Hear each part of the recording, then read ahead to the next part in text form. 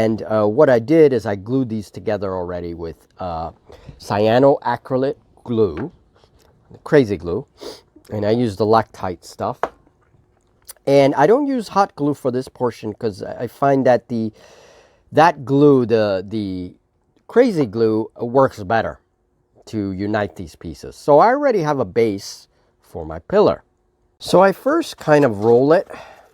Okay, roll the corrugation so it has that nice roll to it. Then I take my tube and put a line of hot glue, and this already had something that I kind of didn't like the way it was going, and I just like took it apart. So I'm going to take my hot glue, and then on that line I'm going to do the edge first, and this is the sort of leading edge.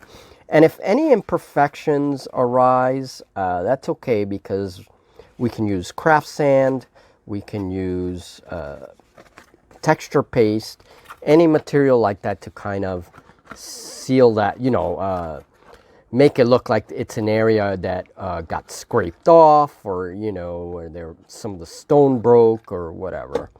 There are ways around everything. So I put my glue, my hot glue on. I begin to roll the paper. Now I do it by eye, and I see that it's around this raised part of the cardboard, this corrugation area that I want to cut. This one's going to be a little bit bigger than the base, and that's okay. I kind of like that. Sometimes, you know, that kind of adds to the design. All right, but you can take a larger cap if you want to, and just use, you know, a larger cap there. I'm going to leave it like that. I really don't mind. And just make sure I put ample hot glue.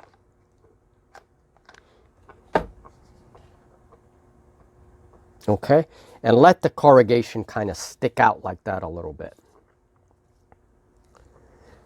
All right, now if this really bothers, you know, you can always take some of this stuff, which is why I save it, and kind of make a ring around there and kind of seal that off if you want to. That's up to you, really. And again, these areas that are a little smushed, whatever, I may take a little craft sand, kind of put a little craft sand there, make it look like, well, some areas are kind of breaking off or whatever. So, you know, this is a ruined structure. Last but not least, I take my other cap, right? And it's about, this one's a little bit smaller than this purple cap. And I just cap my piece on top. Now, I also do this sometimes, depending on what I'm trying to do. But for this project, I'm going to cap this end. And I need a little bit more hot glue.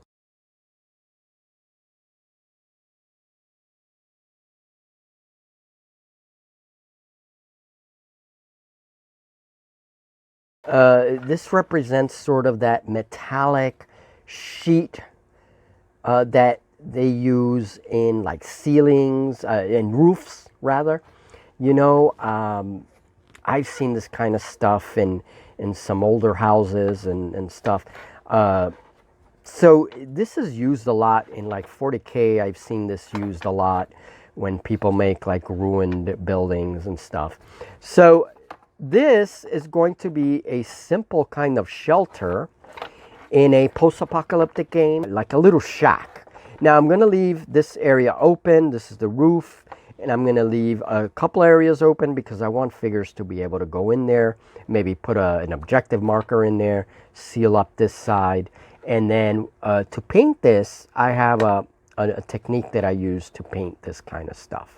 So that's another use of this corrugated cardboard. And so the other use for this corrugated cardboard is to make these kind of linear wall systems, right? Good cover and et cetera, et cetera. You can also make a bunch of these and simulate like a trench system, a modular trench system. Really what I do is, you can see here, there's a big gap. I fill that in with craft sand, and this is a broken pillar. Obviously something has scraped off, you know, and that's that. I always work with those kinds of imperfections.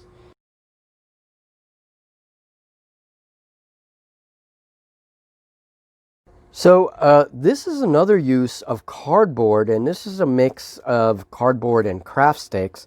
This is a large ship that I've made for gaming, and you can see the nice view back there. But there's the sails and the masts for the ship, right? And then you may have seen this in Ghost Archipelago. Julie was using this as her Harrier base. And then this has chambers and things right inside. You can see some guns I made there. This is all purely handmade. And this is cardboard. This is probably one of the bigger uses that I have for cardboard, is more complex uses.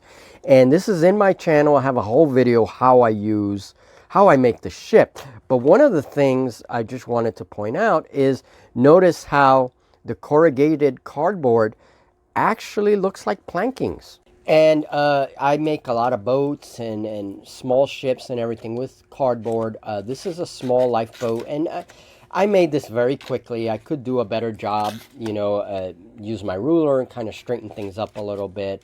But this was for Ghost Archipelago, and it's going to be used in other games. There's some craft sticks here, and basically it's an old little rowboat. Okay, and this is another more extreme use of corrugated cardboard. And notice the plankings I'm talking about.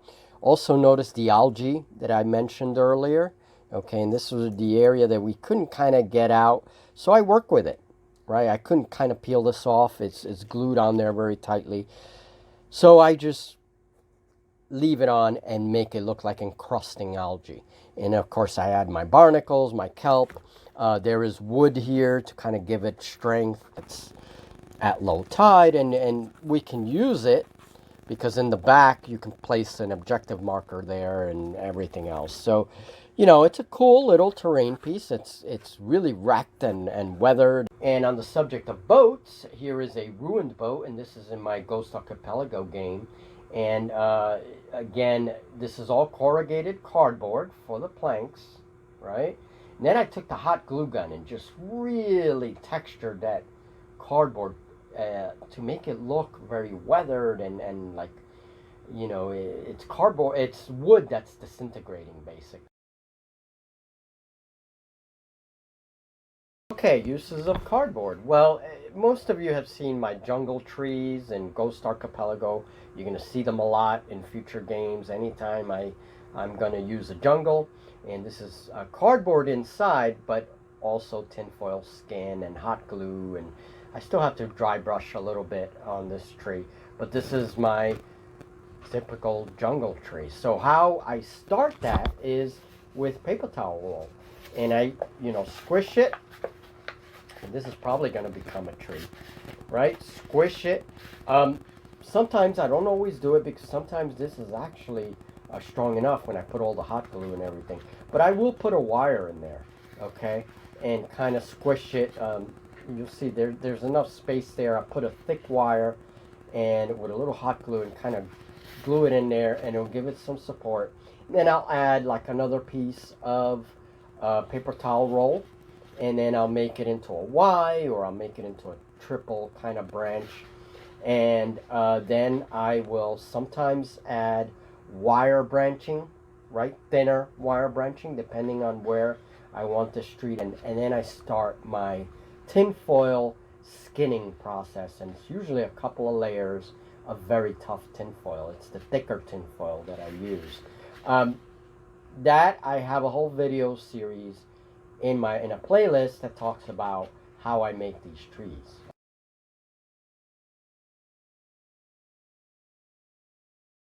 What I wanted to show you is I use this is the kind of cardboard that I use for these things.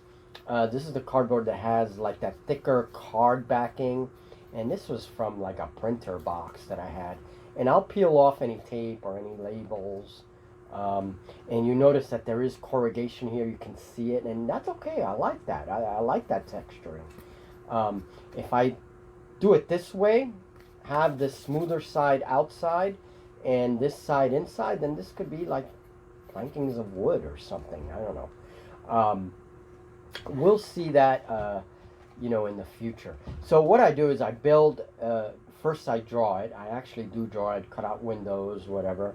And then, I have, this one had three pieces here, and then a fourth one kind of dividing it.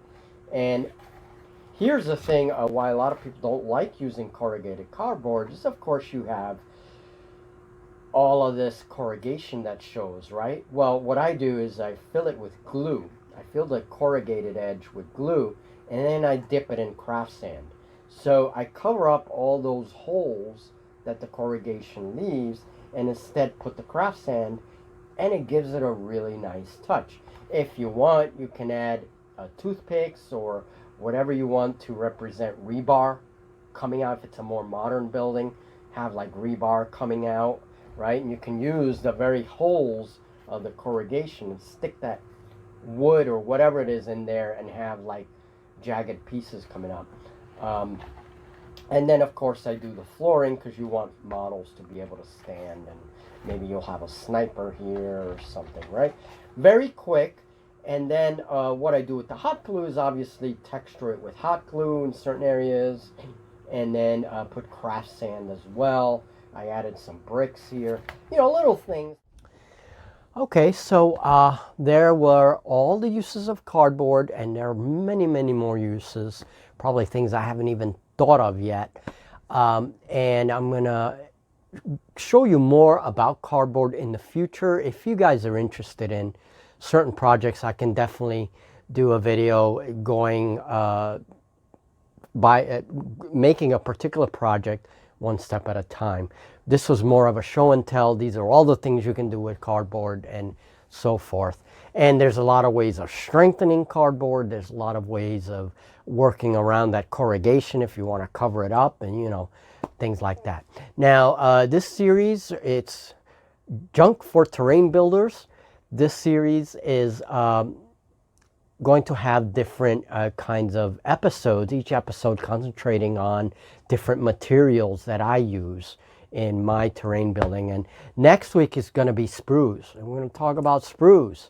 Now, there are all kinds of videos online on how you can use sprues, and I'm going to show you a couple of the ways that I use sprues, these sort of plastic junk that is left over when you make your minis.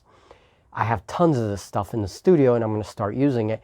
You may be surprised on one or two of the uses that I have for this stuff. Okay, so that'll be next week, folks. Thank you very much for joining me, and we will talk very soon.